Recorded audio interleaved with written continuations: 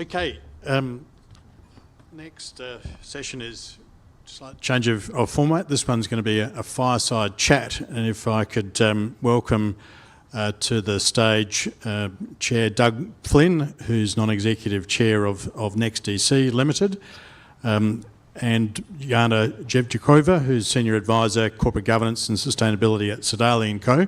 This session is a fireside chat with a company chair, Rethinking AGMs for shareholder engagement. Please welcome Doug and Jana. Thank you, Ian. Thank you for that introduction. And good morning, everybody. As Ian mentioned, my name is Jana Jevchikova. I'm a Senior Advisor, Corporate Governance and Sustainability at Sedali & Co.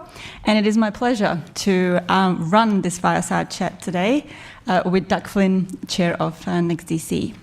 Before we jump into the fireside, we actually have a question for you that we would like you to participate in.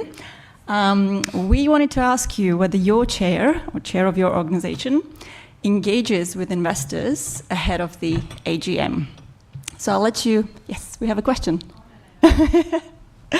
So we should have a, there we go. So if you scan this code, you should be able to see the question and then answer. And whilst you're doing that, I might just, in the interest of time, jump straight into it, and we will have a look at the answer in a short while. So Doug, thank you very much for being here today. My pleasure. Doug is definitely very qualified to participate in this fireside chat about participation of NEDs and chairs in engagement, and obviously to talk about AGMs, given his very rich and full career in the executive and non-executive roles. So my first question actually is, Doug, do you actually recall your first AGM, and how does it compare to the latest one that you've held? Well, as a chair, I do recall it. It was with a little company called Connect Limited in 2009. It was held in our offices. I think 2 shareholders turned up. There was no voting online, no hybrid. I think we used a show of hands. So, and we knocked it out in 22 minutes. The 2024 AGM for NextDC was held in our auditorium, in our well over $1 billion facility in Artarmon, not the auditorium, but the data centre. And we had 50 attending. It was a hybrid session, and we had 500 online. So it was very, very well produced, very slick, and it took about an hour and 40 minutes. Very, very different. So I'm guessing that your first one didn't run a risk of the story that Stan was talking about, given there was not that much technology back then? No, and everyone kept their trousers on. Perfect. Okay, my next question is about your sort of approach or view on AGMs. Obviously, AGMs have been called everything from, relic of the past, that's what I caught online, to the ultimate investor speed date as well. Where do you stand? Is AGM a good platform for engagement with investors? I think they're a relic of the past. It's a big question as to what else do you do, but I don't really see a lot of purpose in them. There's an output that comes out of it, which is a set of resolutions, but in terms of what we're trying to achieve in terms of engagement with shareholders is 3/5 of bugger all, to be perfectly honest. So apart from bankers, lawyers and others seeking business from our company, the only people who turned up at our AGM, both online and in person, were retail investors who constitute something slightly under 20% of our register. 0 institutional investors engaged at the AGM. Yeah, that's definitely something we're seeing as well. Obviously, institutional investors vote well ahead of the AGMs. They vote online. And typically when we also ask investors whether they participate in AGMs, very few will say that they log in online.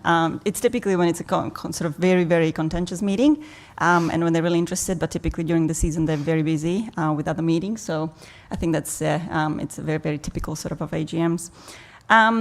How do you manage and navigate sort of the relationship with your IR team ahead of the AGM? And we should preface this question with the fact that the IR manager is in the audience here. So I'll give him no credit.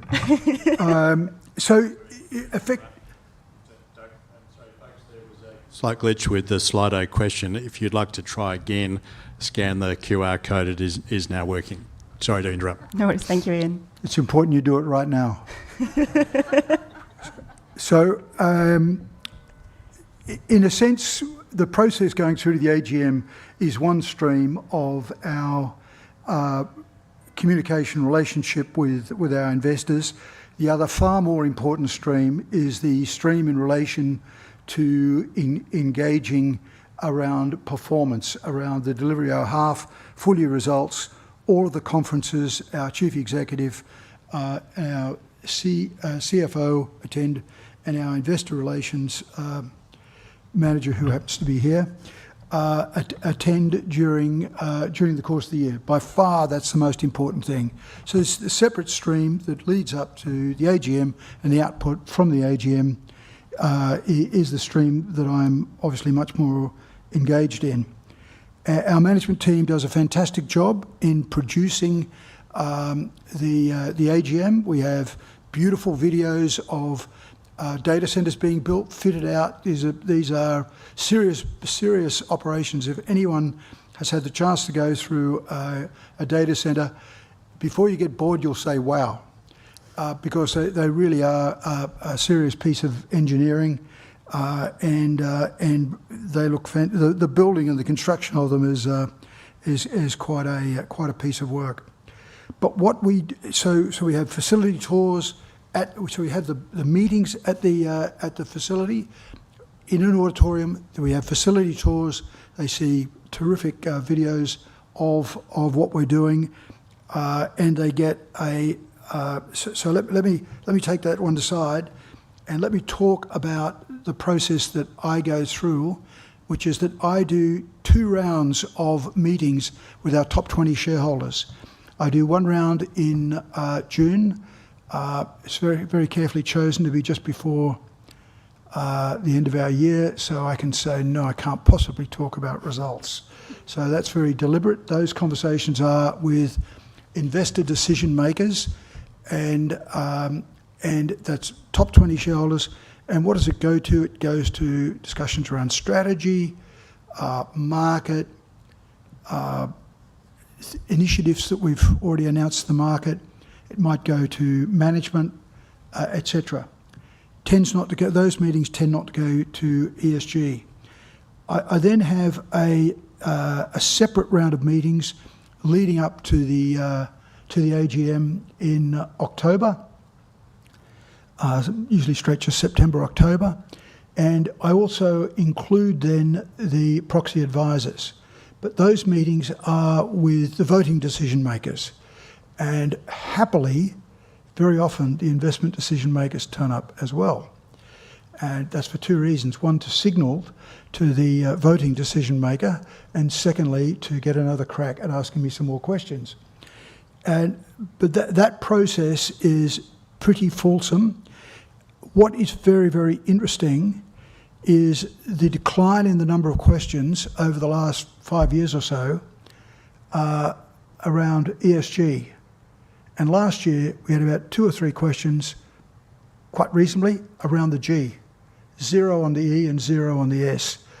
Now, I don't really want to speculate on the reasons for that, but that is a fact.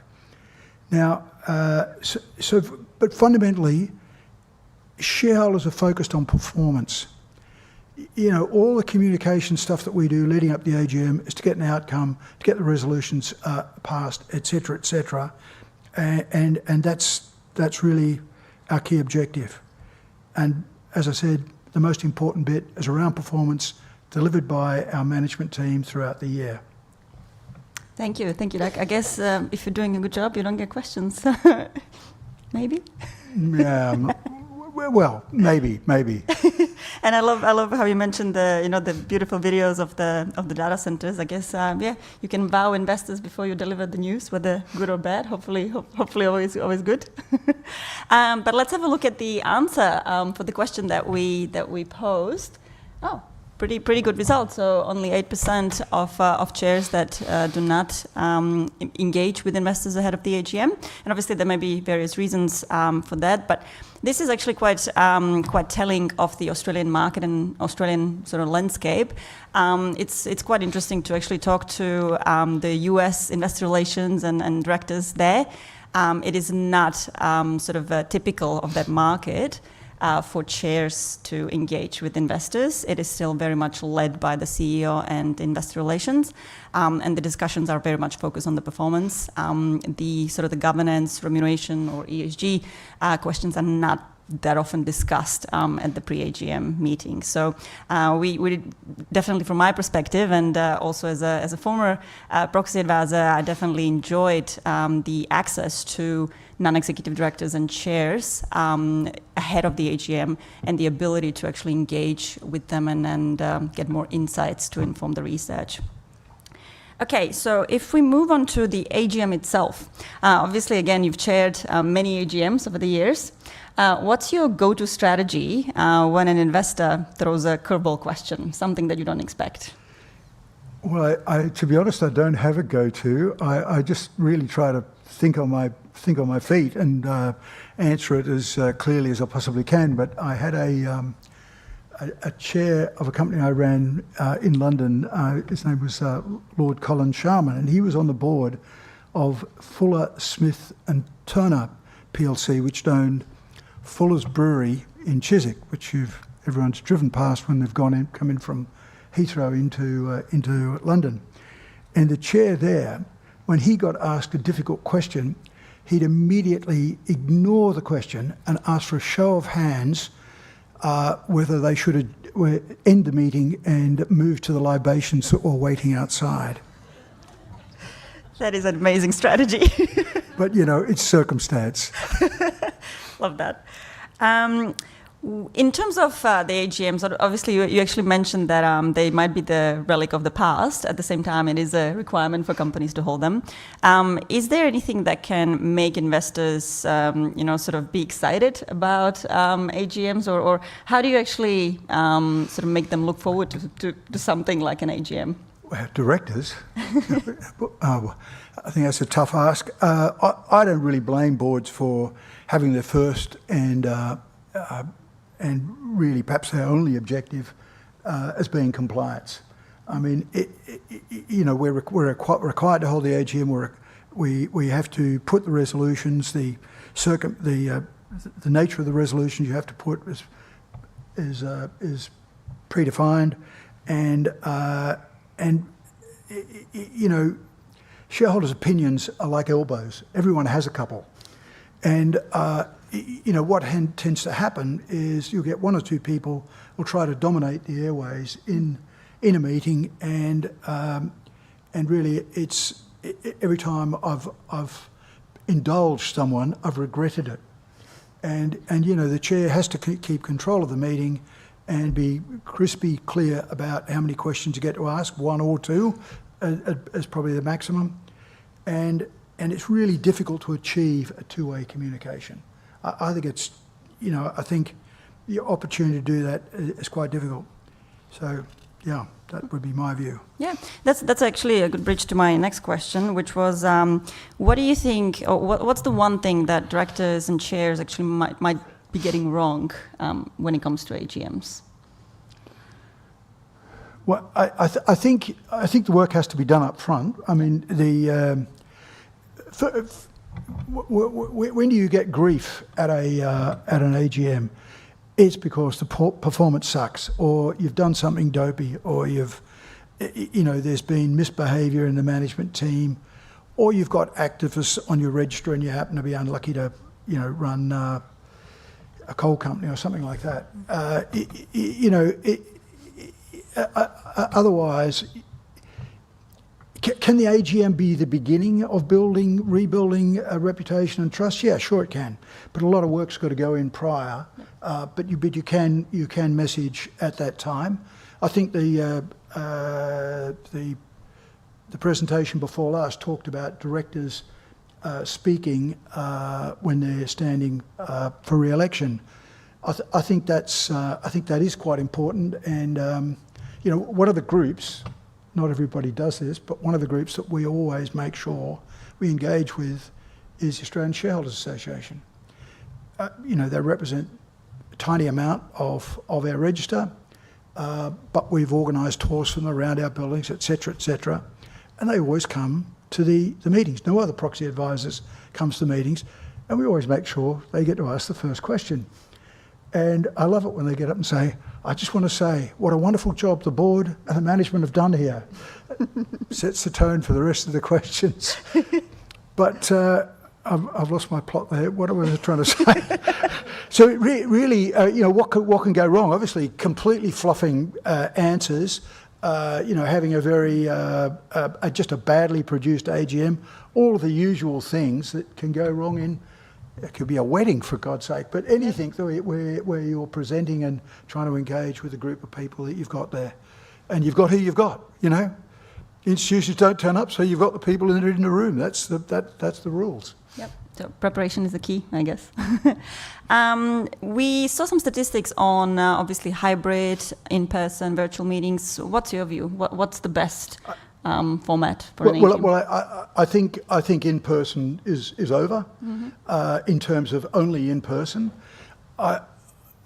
What is interesting is, where do I see the best communication with shareholders, with investors? I actually see it in private equity and venture capital, because there's no compliance requirement, so they're there properly to talk about what we've done with your money, how we're going forward, how things are performing, etc., etc. So there's kind of it's not a what hangs on this, and quite frankly, by the time you're through to the AGM, it's all over anyway. So, maybe we should have all the voting done and dusted, presented, job done, and then have the presentation, which is kind of the way it's happening now. Every time when we call for a vote on this resolution, you've already got the vote is done on that particular resolution. It's on the screen. So maybe we should ignore and not worry about the compliance piece, because it's all over. But so much of the meeting is grindingly slow language getting through each of those resolutions, that the focus on the business, the performance, the investment outcomes, etc., market position, etc., kind of gets a little lost. As I said, in-person only doesn't work, so it's either online only or to push hybrid.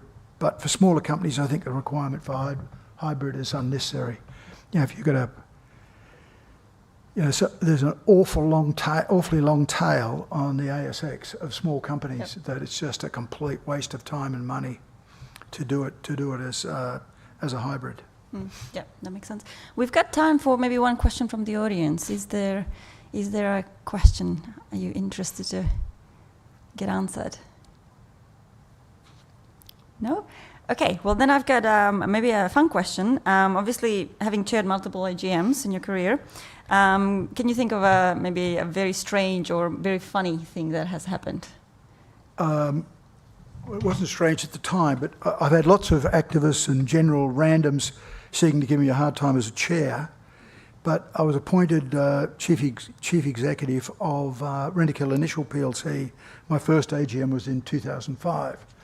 And we had a chancellor, well-known chancellor called Jerry Robinson, who made a hostile job application and wanted to boot the entire board and me out. And I'd been there for about 6 months at that point. And he wanted £53 million in shares to run the company. Now, that became a full-blown defence, and with all the fees that go with that, and the whole thing just fizzled out at the AGM. But I must admit, I felt a little like a deer in the headlights on that one. So how did you actually deal with it, and what happened at the AGM? Just had to get up and sing for my supper. Amazing. All right, my last question for the session. If you had to describe the perfect AGM in just 3 words, what would they be? 2 words. 2 words. 10 minutes. And there you have it. There you have it, folks. So please join me in thanking Doug Flynn for his participation. Thank you. And I'll hand back over to Ian.